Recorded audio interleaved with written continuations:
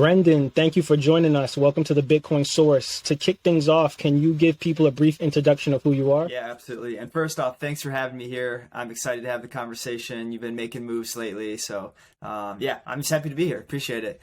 So quick intro on me. I think the most relevant bit of my pre-Bitcoin history is that I've been always a lifelong learner and a lifelong entrepreneur. And so school didn't really inspire me in the same way. So I was always starting little businesses and little side hustles before that was a term. And so I probably started 100 businesses before I graduated high school, that kind of thing. And then I found Bitcoin actually in 2017. I take that back. I found it in 2011 or 2012 around the Silk Road era. Friends were buying drugs on the internet, and I was like, how is that possible? I asked a few questions. They explained mining, and I was like, you mean you just plug in a computer and money comes out? That sounds totally stupid. Ran away, and then ultimately came back in 2017. And then it started to make sense for me. So class of 2017, traded all the altcoins, thought I was a genius. And then 2018 came, everything crashed. I found out I was in fact not a genius. And that started my educational journey. So I spent about 6 months sort of relearning economics from the ground up, various different content sources there. And then it sort of cemented that Bitcoin was the thing here. And that's where I focused all my time. And during that time, I transitioned my previous career, which was building online businesses. My primary business was a content business where I would teach wellness entrepreneurs business skills. So like how to build a website, build an online course, build an email list, that kind of stuff. And then shifted to Bitcoin land as I realized that this was the most important place I could spend my time. I did pretty much any job I could get my hands on for about 2 years, writing, consulting, doing some sales and business development work. And then at the end of 2019, I joined Swan, and I've been there since. And my role at Swan is various different marketing things. I run our email marketing program. I oversee our content marketing funnel. So from things like blog to email list to customer. And I also oversee our affiliate program. And so my job is just to talk to customers and figure out creative ways to educate them and convince them that Swan is a good place to start their Bitcoin journey. And in Bitcoin land, I'm probably most well known for some of my writing, primarily a series of essays I wrote exploring Bitcoin as a living organism. And I started that in 2018, and I think I finished the last one maybe in 2020 or something like that. Yeah, that's where we are today. Shout out to Swan. Swan is doing huge things in the space. Have some good friends over there at Swan. So, thank you, Brendan, for, giving your supreme energy to the Bitcoin ecosystem, because it's much needed. I appreciate that. And one thing I forgot is I also run a meetup in Minneapolis, and I'm very, very, very passionate about the meetups. I think that they're just the backbone of the entire movement. We're up to like around 50 to 100 guys and gals every month. We have a really, really good spot there, and we're competing with the Nashvilles and the Austins and the Houstons for the best Bitcoin meetup in the United States. So shout out Bitcoiners Minneapolis. For sure. I want to kind of peel back, and I remember you mentioning how you do so much in the space for Swan, for content creation, for blogs. And, you kind of had like a wide range of different jobs, hustles, entrepreneur skills.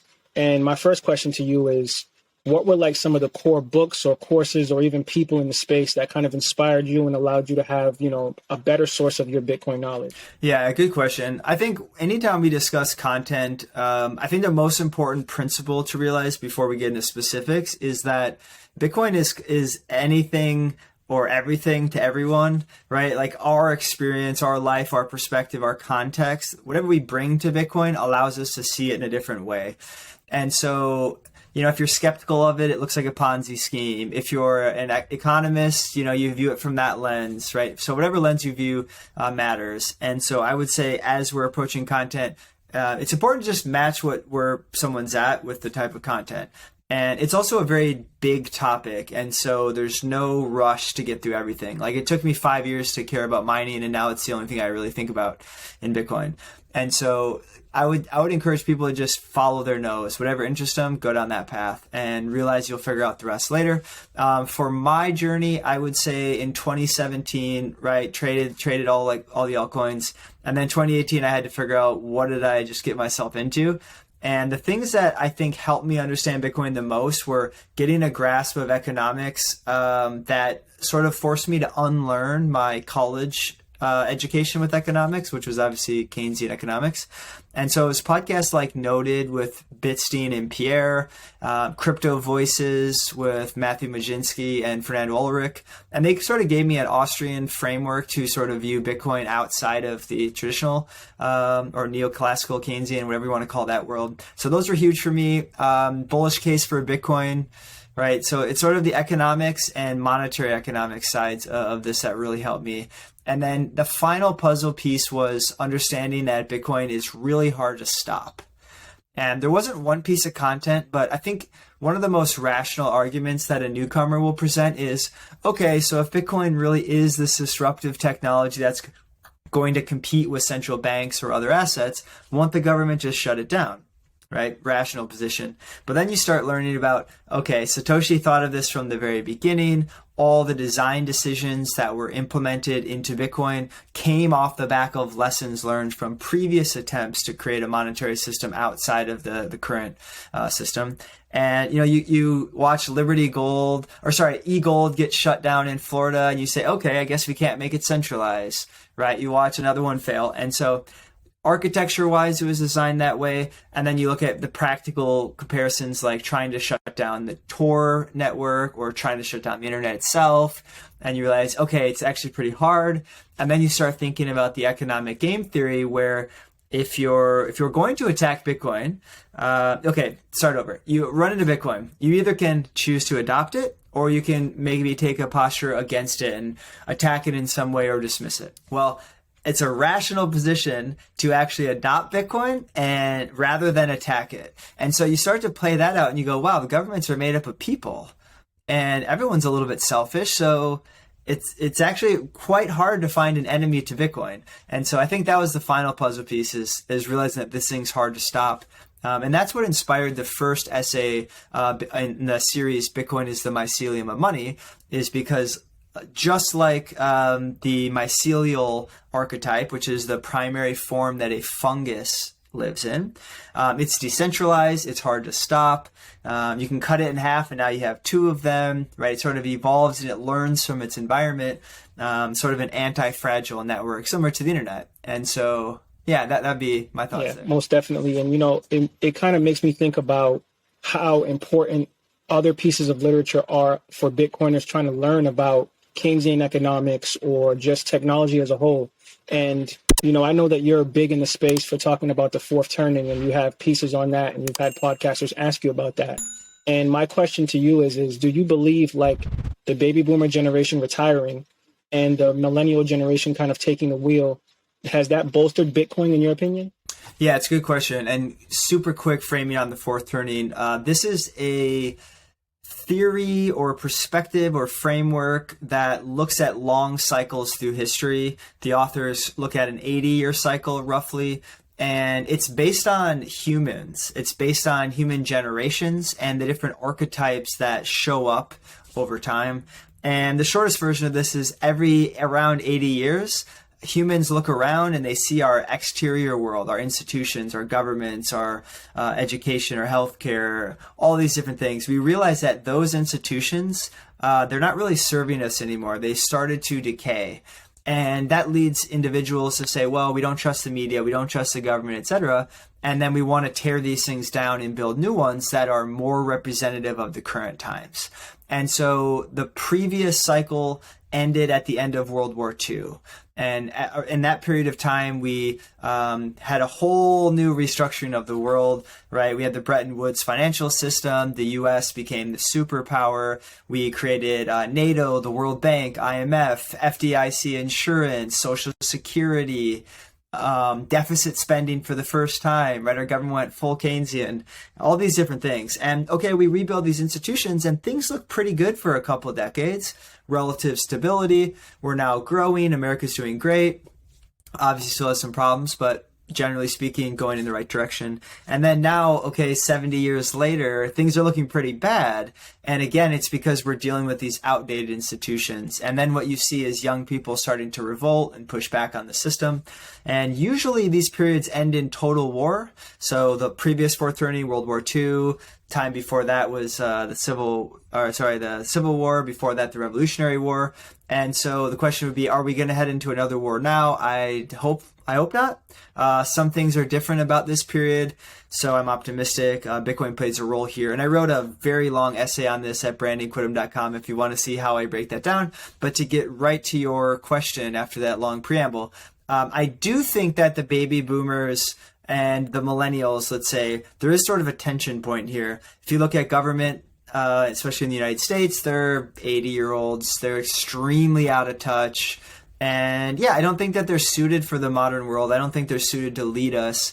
And I think that the phrase of science advances at the pace of scientists dying is a pretty reasonable way to look at this. And that's sort of saying that in science, a young scientist makes this breakthrough, and then they cling to their ideas for the rest of their career, defending them, promoting them, and they don't want to let new ideas disrupt them. And it's just a human, frail, ego type situation. I think our politicians are the same.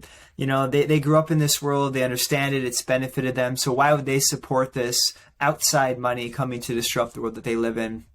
And another phrase by Upton Sinclair, right? It's difficult to get a man to understand something when his salary depends on him not understanding it.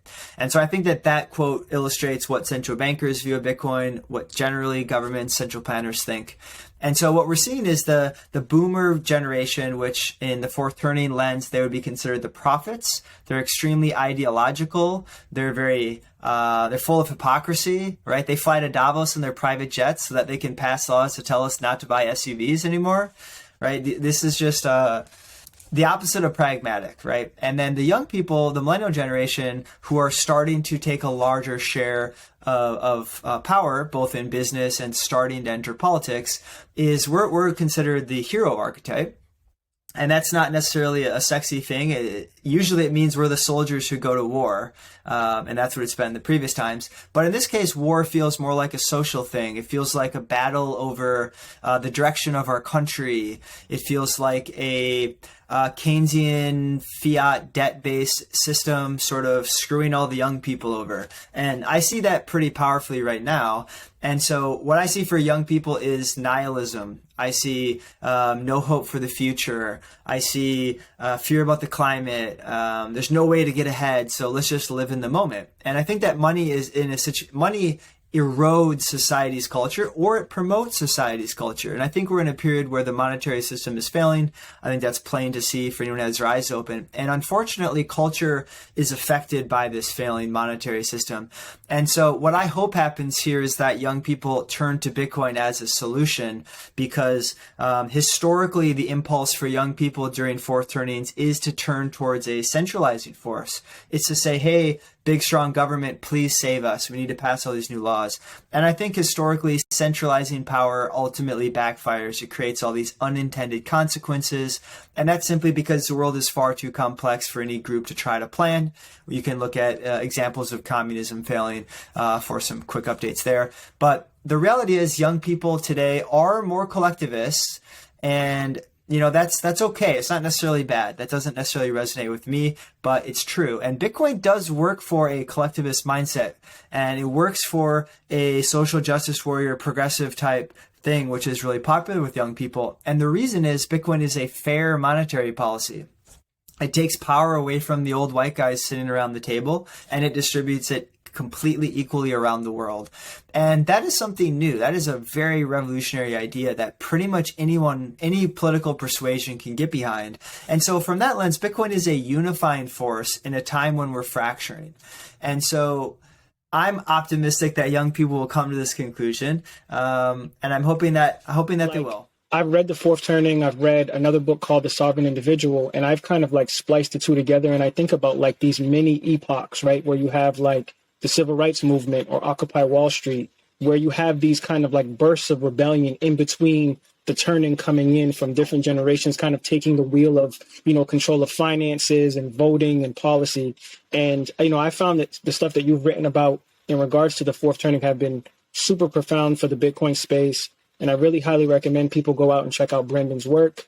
And, these are things that people are going to start to really see come into realization as you see the inflation rate increase. The price of Bitcoin is starting to become more stable again. We've had some downtrends.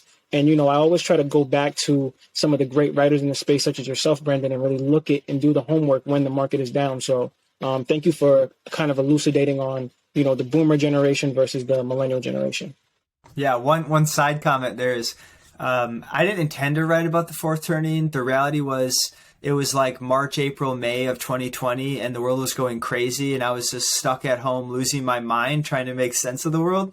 And some people have this ability to say ignorance is bliss. I'm just going to do my thing, go to work, come home, hang out with the family. I don't have that ability, for better or worse. I have to know how things work, and I have to make sense of things. I get things wrong all the time, but at least I have to feel like I have a model that suits me. And so I went into a crazy period for like 3 to 6 months of reading like crazy, studying the world in sort of a manic state of trying to make sense of it. And out of that sort of chaos came that essay. And I thought that the fourth turning did the best job of explaining what was going on in the world. I also read The Sovereign Individual during that time. I agree, those are complementary. And I would say the third theory that sort of influenced this essay, which is called Bitcoin and the Rhythms of History, is Ray Dalio's theory on the long-term debt cycle. And if that's a new concept, essentially every, again, 80, 60 to 100 years, somewhere in there, our financial system breaks and we have to rebuild. There's some mechanics there that are more interesting. But so essentially our financial system's breaking, our social institutions are crumbling, and also in the middle of a pandemic, right? That's a lot of chaos all at one point. And so, yeah, no surprise there's volatility, no surprise there's major changes, and yeah. The boomers are still stuck on the 60-40 portfolio, and the millennials are stuck on Bitcoin. So I guess it's going to work itself out down the road. Exactly. So, I want to talk about like your entrepreneurial spirit, right? And I think that that's big in the Bitcoin space as well. Like we have a lot of people that are really technically savvy, engineer savvy, and, there's a lot of people in the space that are just hardcore entrepreneurs. And I consider you to be one of those people. So how has your success running companies, or I should say multiple companies, organically and growing, I seen that you had a company that you grew an email list of over 30,000 people. How has that helped you to onboard people into Swan Bitcoin? Yeah, definitely. So my guess is you found that from my website. Did I put that on there? No, actually. The 30,000 list? Now, you know where I found it, Brendan, which is interesting? I was looking at your LinkedIn, and I saw it as one of your descriptions for, okay. Yeah, as a CEO of, I think it was for the yoga company, if I'm not mistaken. Yeah, exactly. Yep. So from 2014 through 2018, my wife and I quit our corporate jobs selling software for Oracle and spent that time traveling around the world working remotely. And the business we built during that time was called the Yoga Nomads. And .com. You can go to the site. I've since sold the business, by the way. So whatever you see there, I can't take any credit, good or bad. But the business was, like I mentioned earlier, teaching business skills to wellness entrepreneurs. And what I learned from that business was all about content marketing. And so, okay, we have these archetypal customers for us, which would be maybe a yoga teacher, a Pilates instructor, any wellness type entrepreneur. And they're struggling with their business, even though they're great at their craft. So we created all types of content, videos, blog posts, etc., teaching business skills to those folks. And then the goal with every article was to, number one, build a relationship with your audience and get traffic. But the real goal was to get people on your email list, building fully self-service online courses. And, 3-4 years in, first side story, about 6 months in, we're traveling, we're in India, and all of a sudden, we're getting paid. Our website's making money. And I had this realization that I can just punch things on my computer from a hostel and money comes out. And it started working, and we could travel forever like this. And it was a totally wild experience. But then towards the end of that business, we fully automated everything where I pretty much just managed a team, did payroll, and periodically would tweak our sales funnel. And so, yeah, I learned a ton about online marketing there. And actually a conversation with Corey Clipston, the CEO of Swan, before I joined the company, I explained how I automated that and how I think about marketing automation and content, etc. And that was what enticed him to invite me to join the Swan team back in 2019. And so both it gave me skills, which I now use at Swan, and also it was that story convinced Corey that he should take a chance on me. And today, how does it relate to Bitcoin? The Swan email list is around 235,000 now, which is one of the bigger ones in the industry as far as I'm aware. And I built that from zero about 2.5 years ago. And a lot of Swan's customer acquisition comes through email. And partially because as a company selling Bitcoin, the margins are pretty small, right? We charge 0.99%. And in an industry that's competitive like that, the margins are going to be continually compressing, smaller and smaller and smaller over time. And so we have to acquire customers at a low cost.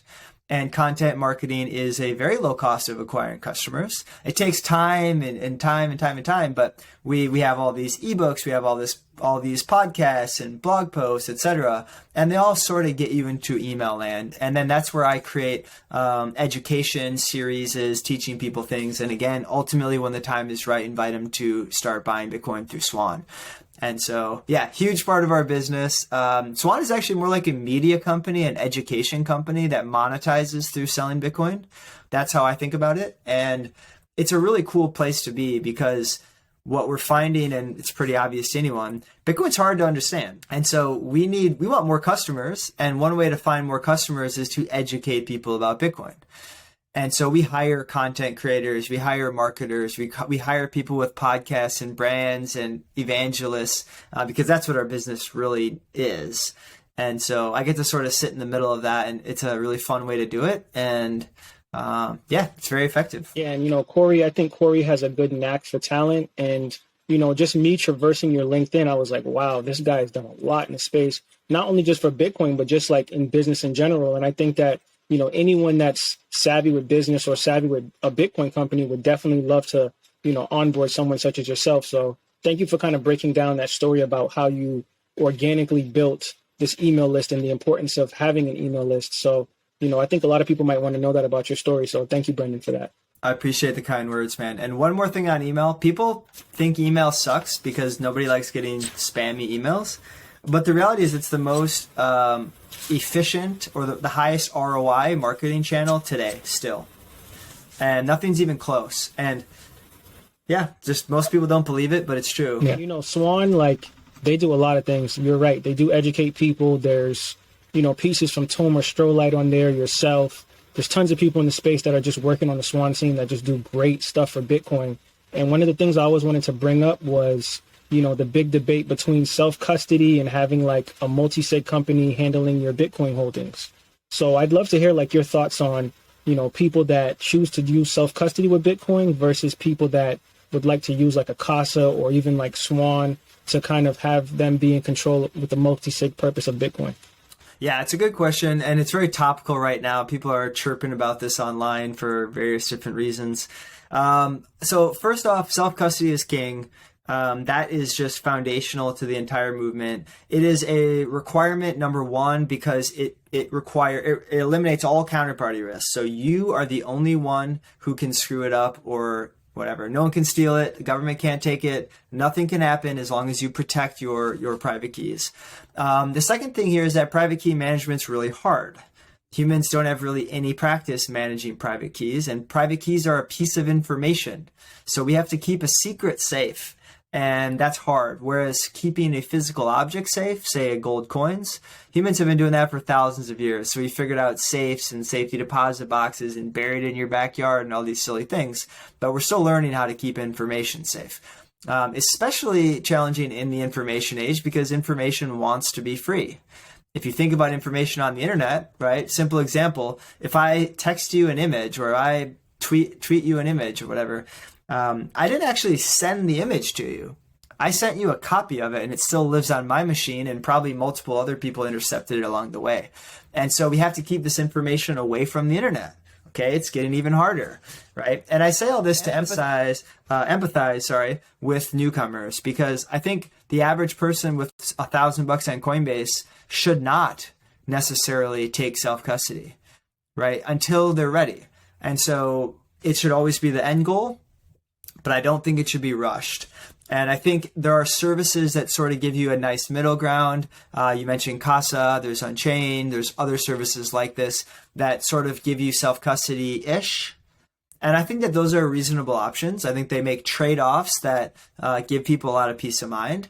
But yeah, I think that's sort of how I'd frame up the argument. And why it's important to self-custody is because if the government wanted to try to attack Bitcoin and all the coins are sitting on exchanges in the US, the government could just take over the exchange and own the whole supply.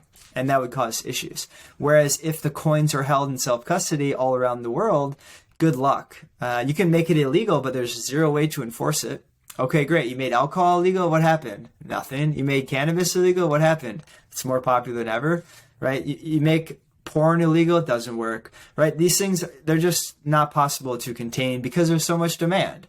And so as individuals, it's our job to make Bitcoin popular, because if it's popular, it's going to be really hard to politically attack it. And if everybody else self-custody, or at least a decent percentage of the supply, it sort of serves as a warning sign to potential attackers. It says, well, okay, if you try to attack us and you fail, you look really bad, and you just reinforce the need for Bitcoin in the first place. So there's kind of a paradox there. And that's a good thing. So here at Swan, we are a centralized exchange. Our custody is centralized, right? However, we as a company are very, very aligned to Bitcoin's ethos. You'll hear this in our company Slack and team meetings every week. Is this good for Bitcoin? If so, we do it. And so that's kind of our North Star. And a part of that is we want to sell as much Bitcoin as possible, and that requires a KYC exchange at this point for the masses. If you want to get it KYC free, there's tons of options, and that's amazing. We fully support that. But that's not our role in the industry. And our role is to sell it through a KYC exchange and then teach you how to get your coins off, right? We have no financial incentive to custody your coins at Swan. I trust our security. There's never been any hacks, nothing like that. But I still recommend everyone self-custody, and we run education programs. We have a support team that will get on the phone one-on-one and help your grandma do this. We offer free withdrawals, so we actually pay the miner fee so you can take your coins off. We set up Gigi actually built a system where you can input your XPub into our account, into our system, so we don't know your withdrawal address, and you withdraw automatically. So the good Swan customers, they buy X amount every day or every week, and then every so often they have an automatic withdrawal into cold storage using their XPub, so they're fully private, and there's no fee for those things. And so we're doing our part, and yeah, it's the backbone of everything. So make sure you shepherd your friends, all you Bitcoiners out there, be the Sherpa for your friends when they're ready. Don't force it on them, but when they're ready, help them out. I love it. And, it's like not putting all your eggs in one basket, right? I actually saw Bitcoin Magazine had a podcast out where they were talking about law enforcement now. We're starting to, if you get arrested or they have a warrant or something, they're actually being trained now to look for people's private keys and look for like ledgers and stuff like that. So, just talking about that and thinking about that for the long term is important. And I think that Swan is helping people do that, because if you have a multi-sig application set up, it's going to be a lot harder. Even if someone does get your private keys, they're not all going to be sitting in one place. They're going to be spread out between multiple custodians. So I think what Swan is doing is very intelligent. And I think that as the price of Bitcoin continues to grow, the value of Bitcoin continues to grow, you're going to see more multi-sig applications because, when you look at the statistics of all the boomers that are going to be retiring, there's going to be a huge cash flow of money going towards Millennials, Generation Z, and people are going to have to find ways to secure that safely. And a lot of that might end up going into Bitcoin. So the multi-sig thing, I think, is going to be something that's going to be very important down the road, even though self-custody is king, like you say. I think that a lot of people that are older or not as tech savvy might have issues with that. And I think a good viable option would be multi-sig. Yeah, I'm on team multi-sig for sure, especially right now. I think it's a good trade-off. And that's terrifying that law enforcement are now trying to find hardware wallets. It doesn't surprise me. And I use multi-sig for my primary cold storage. And so if you showed up to my house right now and robbed me, good luck. You can't take my coins. You'd have to take me to another location, undisclosed, not in this state, maybe not even in this country, and good luck with that. So that's a really nice feature. And then a side comment on the boomers. So yes, boomers are starting to realize that, hey, what's going on in the economy? I don't like this inflation thing. If inflation continues, my retirement, fixed income, so my Social Security, pensions, etc., if I get $1,000 a month today, Well, and that's what I'm going to get for the rest of my life. Well, in 5 years, $1,000 might buy you a cheeseburger. So those boomers are starting to realize maybe they need to diversify their portfolios. And so we're actually seeing a lot of boomers come to Swan for that same reason. And they need a little extra hand holding, and they need a little more, slower support, and don't get too technical. But that's a really good sign to see, because we want them to offboard some of their retirement into Bitcoin. It makes the country more resilient when more Americans have a little bit in their portfolio. You don't need to go all in if you're 70 or 50 or 60 or whatever, but 5-10%. That's defensive at this point. That's prudent at this point. And that's why our Swan private business is so successful. At Swan, we have multiple lines of business. We have the retail, normal people, and then we have Swan private, which is for people buying in large volume. And the people buying large volume get a rep. They meet one-on-one. They get advice. They get special webinars, like this month Lynn Alden's coming to speak and teaching them certain things. And they really appreciate that hand-holding aspect. And that's swanprivate.com if anyone's interested, but I don't mean to shill it too hard here. 100%. And, my last question is, when you talk about the boomers, you talk about millennials, you have so many people asking questions, so many young people want to know about Swan, want to know about Bitcoin. What is this new digital asset? What do you say to people, or especially young people, that want to have a successful store of value within the next decade? Yeah, that's a really important point. I touched on this a little bit earlier, which is that I observe young people accepting nihilism, accepting this sort of screw it, let's just party now and just whatever. There's no point to the future. The climate's broken and the boomers jacked up all the assets. We have no chance. And sadly, that's a rational way to look at the world right now. It's a very pessimistic way, but it's logical, right? But here comes Bitcoin. It's got about over 100% compound annual growth rate over the last 6 years. So if that continued, it would be doubling your money every year on average. And I'm not making any guarantees on Bitcoin's price, but it has the potential to be 100 times bigger than it is today, this decade. Now that's something to get excited about. And so if you're a young person, I encourage you to spend less than you earned. Right? Make savings sexy again. And that means making some trade-offs in your lifestyle. If that means moving out to a place that costs less, that means drinking less, whatever that is for you. I think that those sacrifices today are going to be worth it. And by learning the philosophy behind Bitcoin, or just interacting with an asset that continues to go up in price, you might start thinking about the future in a more optimistic way.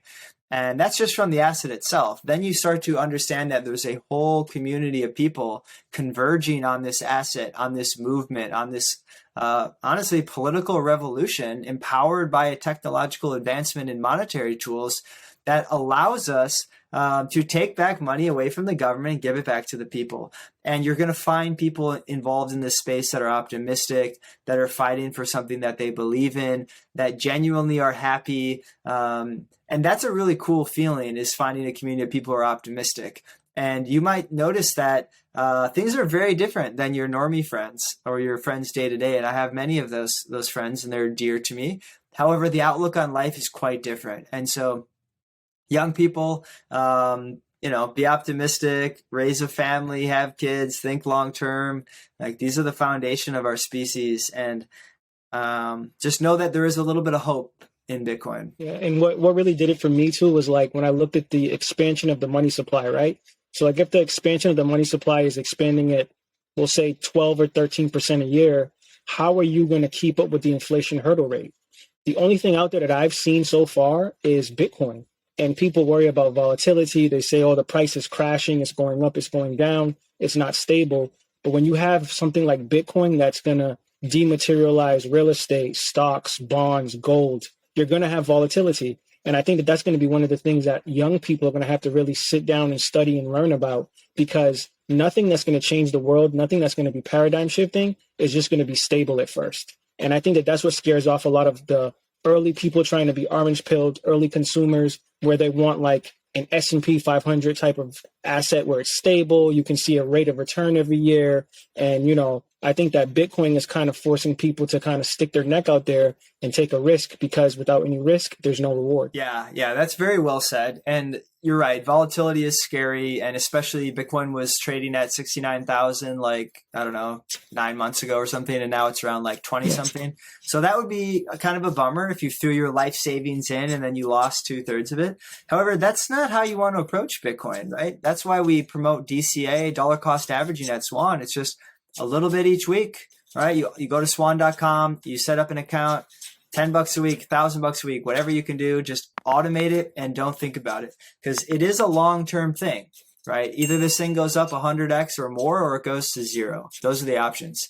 And that's a bet I'm willing to take, right? And if you're a young person, just a little bit every week, and only with the money that you don't need for 5 years, right? This isn't your rent money. This isn't what you need to buy food. This is long-term money. This is your savings. Just think of it as a long-term savings and you're okay. And the volatility, like you said, at that point, it's your friend, because you can't go from 0 to 100 trillion without some rocky volatility along the way. And usually the volatility is to the upside. So remember that. Love it. Brendan, let people know, let the audience know where people can find you, contact information, let them know everything that Swan has going on. Please let the audience know that. Yeah, absolutely. So I'll start with Swan, then end with myself. Swan.com/Quittem, my last name. If you go to that page, that's my referral page, and you sign up there, you'll get $10 in free Bitcoin just for creating an account. You don't have to buy anything, just no strings attached, $10. Obviously, we hope you buy Bitcoin with us, but it's not required. Swan.com/free book. If you want to download our CTO's book, Jan Pritzer, he has a book called Inventing Bitcoin. It's a great way to understand how Bitcoin works. That's free, swan.com/free book. And if you want to get access to our Swan private business, the business where you get one-on-one service, tax advice, etc.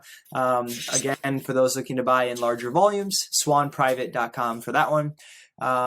We have a conference coming up in Los Angeles. I hope you'll be there. It is the Pacific Bitcoin Conference in November in Santa Monica. So pacificbitcoin.com for tickets there. And if you use promo code SWAN, you'll get 20% off the early bird tickets. And I think tickets go up in a few days. So snag that if you want to come hang with us. Let's see. For myself, Twitter is the best place. That's where I'm most active online. BQUITTEM. Search Brandon Quittem, you'll find me. And then all my writings on my personal website, brandonquittem.com, but you can find all that through Twitter. And come say hello on Twitter. My DMs are open. Brendan, once again, thank you. Thank you so much for taking time out to be on the Bitcoin Source. Have a good one. Thanks, man. Appreciate it.